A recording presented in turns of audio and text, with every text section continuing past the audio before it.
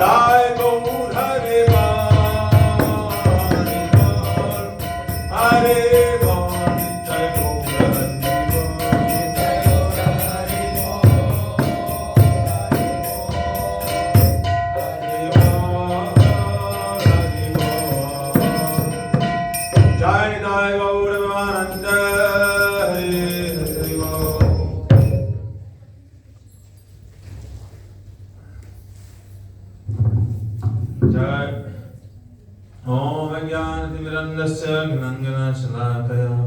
चक्षुरुन्मिलितं येन तस्मै श्रीगुरवे नमः। गुरवे गौरचन्द्राय राधिकायै तदालये कृष्णाय कृष्णभक्ताय तद्भक्ताय नमो नमः।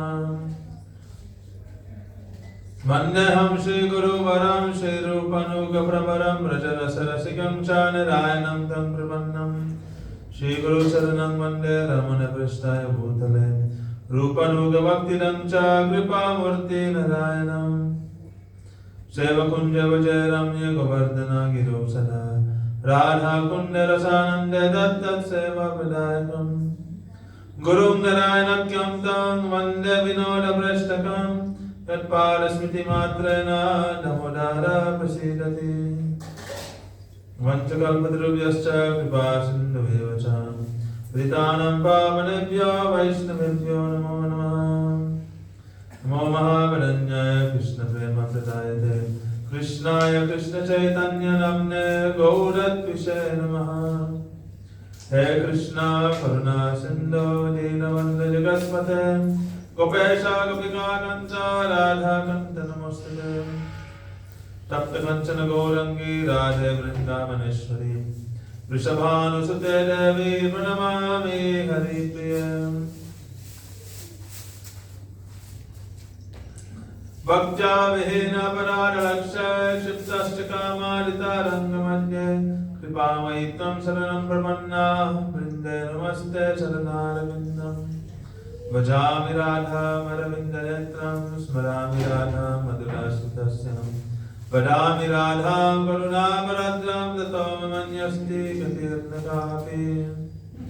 श्री कृष्ण चैतन्य प्रभु नित्यानंद श्री अद्वैत गदाधर शिवासदि गौर भक्तवृंद।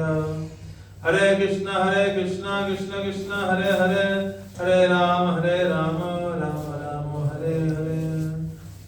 First of all, offer my satsang and pranam thousand times Lord Siddha Shri Paramarajam Guru Pada Padmam Vishnu Pashi Shriman Bhakti Vedanta Narayan Goswami Maharaj Shri Gurudev. Can I offer my satsang and pranam thousand times Lord Siddha Shri Rupan Gauri Guru Varga. Offer my satsang and pranam to all Sambhu Vaishnava.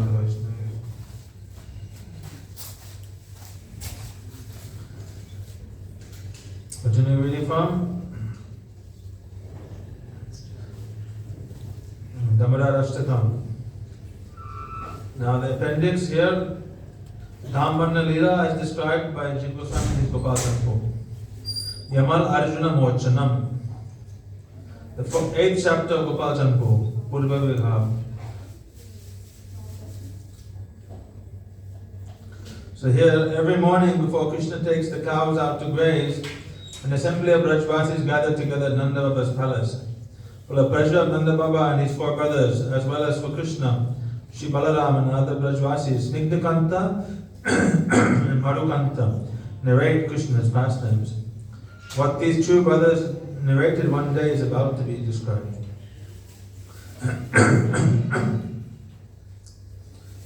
The next morning in that assembly, and all the Gopas who are part of the Vaishya community had gracefully taken their seats, Shri Snigdhakanta began. The month of Kartik was nearing conclusion. Early one morning, Shri Yashoda gladly beheld her sleeping little Gopal, whose eyes now closed resembled 2 blue lotus flowers. Mother Yashoda contentedly gazed upon her child and began to gently and lovingly stroke him with her hands, which are as soft as fresh budding leaves. When she noted with relief that he was again in deep sleep, she slowly and silently left his bedside. She entered the courtyard on her own, tied her cloth tightly around her, and started churning some yogurt to use in her home. Today, on the affectionate and insistent invitation of Sri Nanda, Maharaj's elder brother Shri Upananda, Shri Rohini Devi, accompanied by his son Baladev, mounted a magnificent chariot and went to his home. The maid servants were also coming and going while performing their different services. There was quite a lot to do because the month of Margshirsha, the topmost month of the year, was approaching, and the annual festival of Indra Puja, which is observed by the people in general, and which has long celebrated in traditional culture at hand. So here, depending on your, some people they observe the months from Amavasya to Amavasya, but we follow from Purnima to Purnima. So when Jiva Goswami is saying here that this is the end of Kartik and Margshirsha is coming, that means Deepavali is on when Amavasya, the last day of Kartik, basically, if you follow from Amavasya to Amavasya. So from that perspective, then he's explaining this pastime. That this is now Margshirsha will begin, and this pastime is taking place when? On the Deepavali day.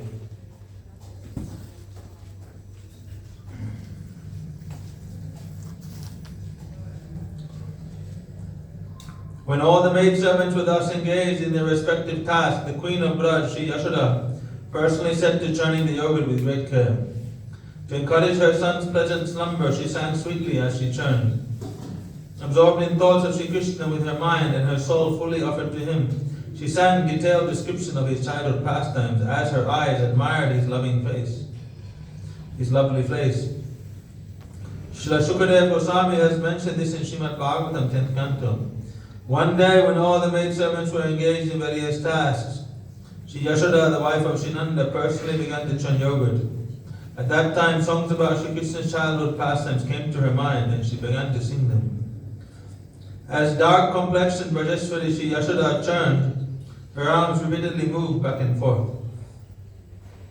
A series of girdles embedded with jewels encircled her waistcloth, and beautiful bangles adorned her arms. Her ornaments sounded in time with the vigorous movement of her waist and arms.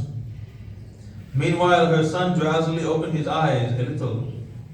As Sri Brajeshwari beheld the charm of his lotus face, she churned with greater intensity and sang, Gokulapati kula tilakam tamasiha, kuta sukrita braja rachita sukha braja nayanandi samiha. O my darling son, you are the crest ornament of the dynasty of Gokulpati Srinanda Maharaj. The Brajvasis must have performed greatly pious acts to witness you, bringing joy to their hearts. Your activities delight the eyes of all. Anandot Bhava Janma Mahatva Nandita Gopa Samaj, Putanika Mriti Nava Mangala Kriti Valayata Gokula Raj. You rose the joy of the cowherd community by the blissful festival of your birth.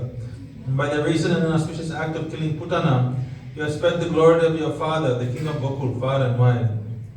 Dairya Nivartana Shakata Vivartanam Anubhavnyena Parita Shritina Vartaka Vayu Nivartaka Parameshana Nita. After eliminating Shakatasur, who made everyone lose all composure, you were blessed by the auspicious rituals of the Brahmanas. Later, Sri Nanda's worshipful deity Parameshwar returned you to us after destroying Chunabarta along with his storm. Madhura Prangana Virachita Ringana Jalajanayana Supunyam Nana Kelishu Nitya Kalalishu Darshita Vara Naipunyam. O lotus-eyed boy of incomparable piety, you used to crawl about on your tiny hands and knees in our charming courtyard. You have shown great expertise in playing various games and demonstrating many varieties of dance. Tarnaka Balari Shabalita Tanvari Valayita Manjula Shobha Jaryati Nivahe Kautuka Kalahe Prabalita Mityalobha. When you used to grab the tails of the calves, they would run away, dragging you along. At those times, your gorgeous form was pulled through the dust and cow dung, which gave you an even more enchanting splendor. While playfully quarreling with the elderly gopis, you would frivolously increase everyone's confusion through your antics. Mama Mataramanu Sukam Udvitanu pratatam satatam krishnam drutam haurari kurutanu vridhim purakela valikrita krishnam. O Krishna, since I am your mother, forever continue to expand my already boundless joy.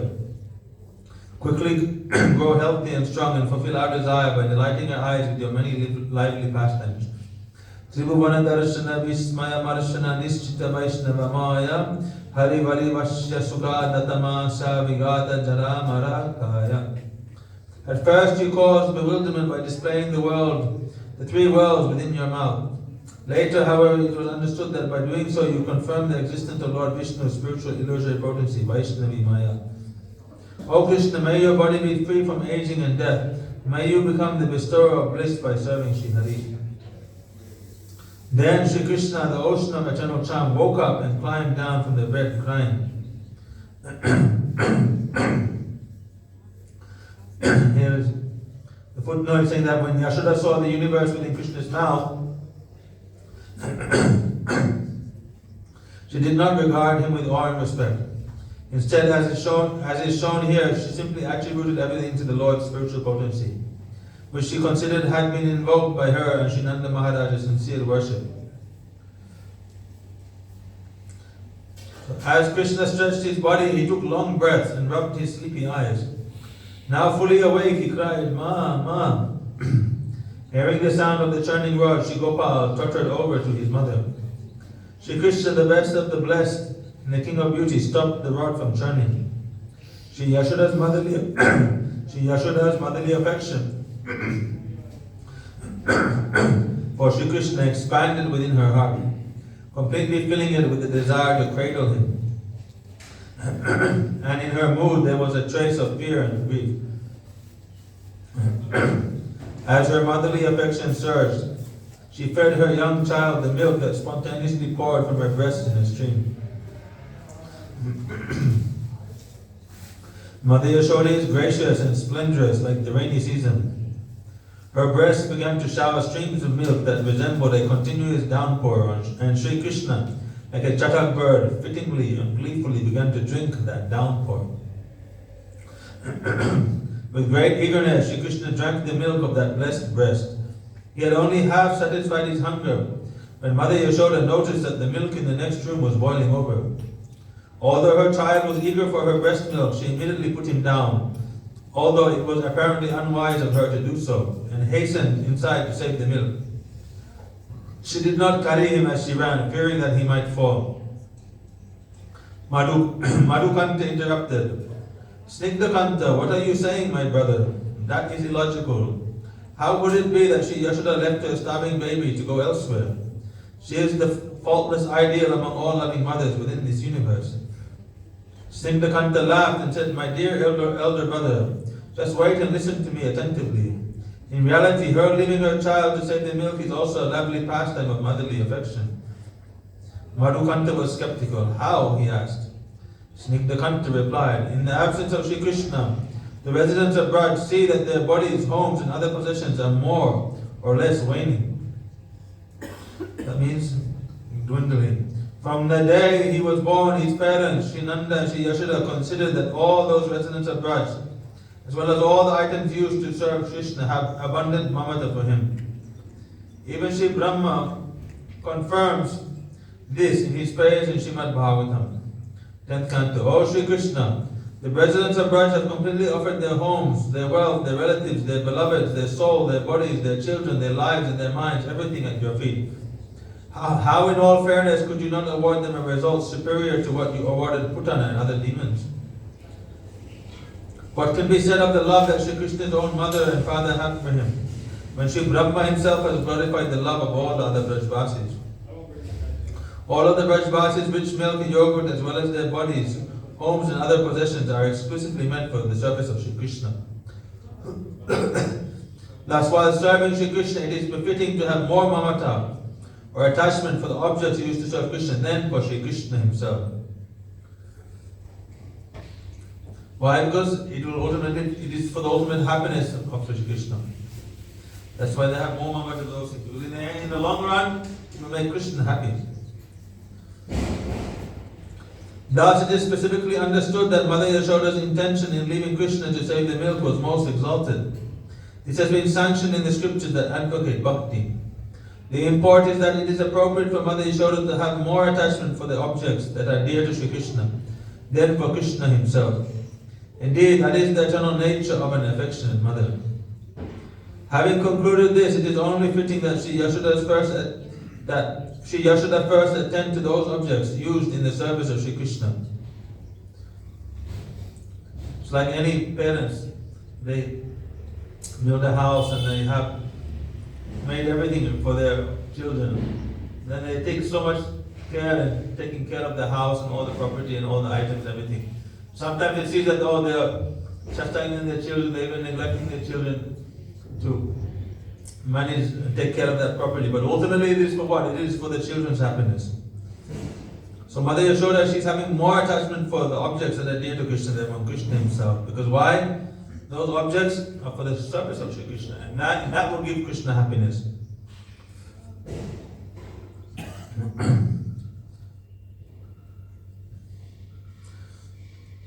Having concluded this, it is only fitting that Yashoda first attend to those objects used in the service of Krishna.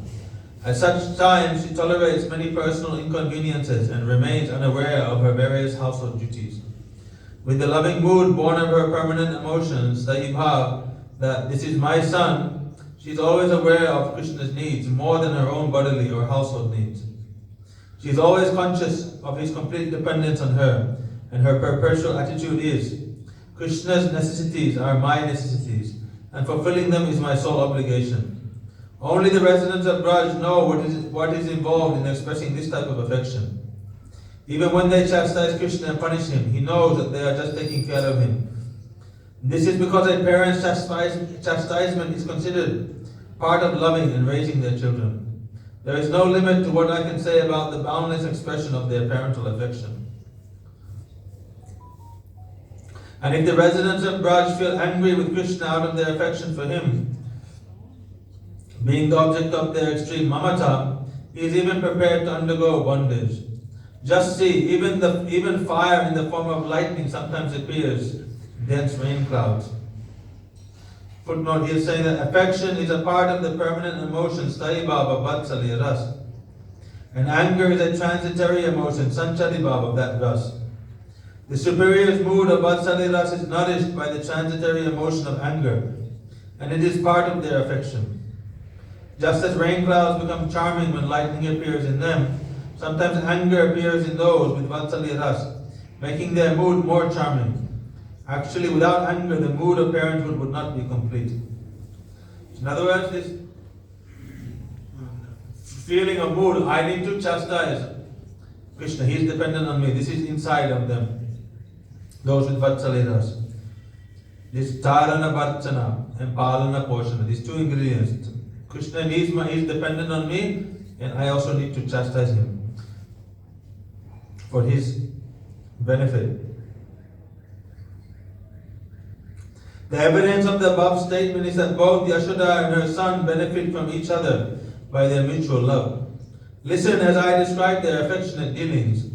When Mother Yashoda went to take the milk off the stove for the pleasure of her son, she first comforted him, saying, "My darling son, may all your problems and difficulties come to me. Watch this pot of yogurt for just a minute while I check on the boiling milk. I will return quickly." Just as swiftly as she put her son aside and left the churning place, she returned. Even in that time, milk poured from her breast out of deep motherly affection. Wetting her blouse, it poured so much that it made the floor slippery. Still, Krishna's wishes had been checked, and he was most perturbed. In anger, he bit his trembling reddish lips and burst into tears. And picking up a small grinding stone, which was lying nearby, he broke the pot of half-churned yogurt. Sometimes when you become so angry, then what happens as a result of that, you begin to cry. You're so angry. It's too much emotion, then it turns into tears.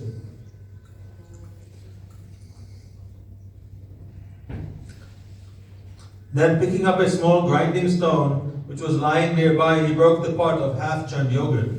However, he did not even get the slightest bit of butter from it. Poets have described his beauty at that time. Little Krishna's white teeth, a series of moons, were enveloped by the reddish hue, reflecting from his lips. His two eyes, resembling restless partridges, were full of tears, and his lotus hands shone as they vigorously sloshed yogurt here and there. In this way, when the half-churned yogurt from the pot covered the entire floor, another type of festival manifested. Just then, his eyes caught sight of a pot of fresh butter hanging from the ceiling in the adjoining room. He ran to the door, slid the latch aside and pushed it open. Then, moving the door struck her back into place, he slipped into the room and closed the door behind him. He used a nearby cot as a step, lowered the pot of butter and started to eat it. Thereafter, he took the remaining butter and secretly sneaked out through the window of that room. Meanwhile, Mother Yashoda had stopped the milk from boiling over into the fire. The milk cooled down to a simmer within seconds, and she took it off the stove. She dashed back to where she had left her son, only to find that he was gone. However, seeing evidence of her son's activities, she laughed in mixed anger and amusement. At first, out of suspicion, she became perturbed, but then Yogamaya manifested an aerial voice, which gave her knowledge and made her laugh. The aerial voice said, "Feeling hungry and thirsty, your little bumblebee made a hole in the bud of a lotus flower that had no pollen. While he saw that it was merely water and began dripping from that flower, he became disappointed and went to another lotus flower, where he has found a big supply of honey. The import is that in order to get fresh butter, your son performed all these deeds. He first broke the churning pot, but did not find butter there. He then found it hanging in the next room. You have displayed your intelligence by deciding to leave your baby and go cool down the milk. But if you can calm the anger of your child, you will receive even more praise." Upon hearing the aerial voice, Mother Yashoda laughed and followed the thief's conspicuous yogurt footprints to the next room. She managed to force the doors open. Then she stepped inside, only to behold her son's other matchless mischief. Tracing his path of escape, she finally spotted him, his eyes restless with fear. Well, this pastime will go on for some time, so we'll stop here. We'll continue with this tomorrow, and we'll touch on something like Kusumanjali.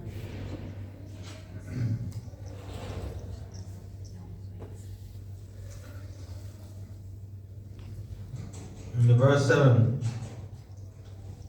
they said that, "O Swamini, a certain maidservant overwhelmed with love and her heart always burning in the great fire of separation laments in the following verses." So this is still Srila Gurudev's commentary.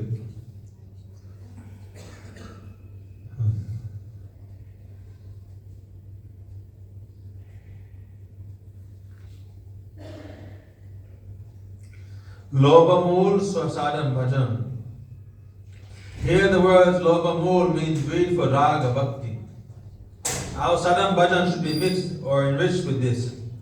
Sri Raghunath Das Goswami is crying and crying, but we are not shedding even one teardrop. We are dry.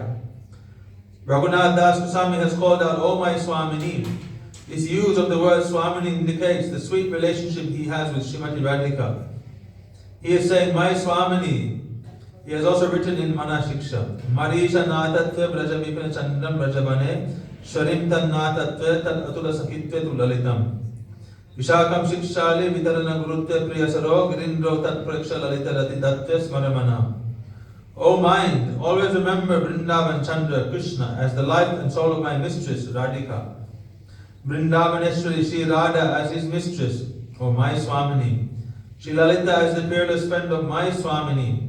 Sri Vishaka as the instructing tutor in teaching all the gopis, in making arrangements of service to the divine couple, and Radha Kund and Giridhari Govardhan as those who grant vision of Sri Radha and Krishna and bestow sublime love for their lotus feet. O Srimati Radhika, you are my supreme worshipful deity, you are my Nath. Nath means Swamini, mistress. If anyone asks me who is Krishna, I will only say that he is the Prananath of my Ishwari, Srimati Radhika. Our Ishwari is Radhika and Krishna is her Prananath. He is therefore worshipable for us, but our main worshipable deity is Radhika. Our relationship with Krishna is through her. Lalita Devi is very near and dear to Radhika, and therefore she is always worshipped by us. Vishakha, born on the same day as Radhika, is named after her and is no less qualified. Lalita is also known as Anuradha, and Vishakha is also known as Radha. Lalita and Vishakha only have honor and appreciation for something. If it has relation to Radhika, we should also be like this, and see whether something is related to her or not. Suppose one girl is coming from Nandagram and another is coming from either Yavat or Dvarshana. We will prefer the one from Yavat because she is coming from Radhika, Srimati Radhika, and the other is coming from Krishna. We will first inquire about Radhika, then Krishna. A Rupanuga Bhakta will always give preference to Srimati Radhika.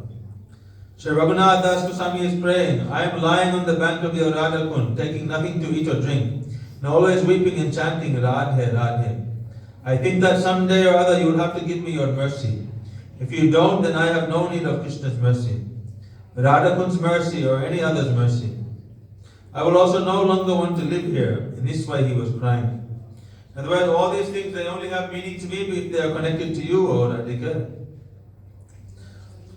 If they are not connected to you, they have no purpose, no meaning.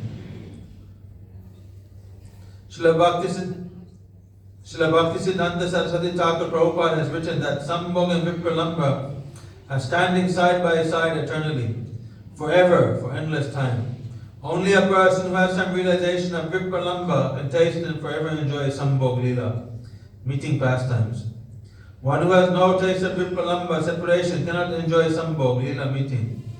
The main object and ultimate goal of our sadhana bhajan is to realize Vipralambha Bhav. If Vipralambha is achieved, we can realize everything else. The Kripa Kadaksha commentary by Vaishnava. If anyone is nearest and dearest is Srila Gurudev, then Srila Gurudev maintains and takes care of him with his love. What are the symptoms? Aside from Srila Gurudev, he doesn't know anything else. His heart always burns in Srila Gurudev's separation. Day and night he only cries and weeps. He has no desire for anything else. With deep humility, Das Goswami Prabhu prays for eternal service. He prays, I am your insignificant Dasi, maidservant. I am very small and low. On the bank of Govardhan, I sit in one corner and cry and pray to you.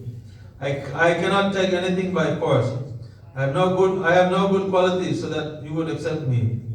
I don't follow any good process to enter Brajmandal. I don't know anything.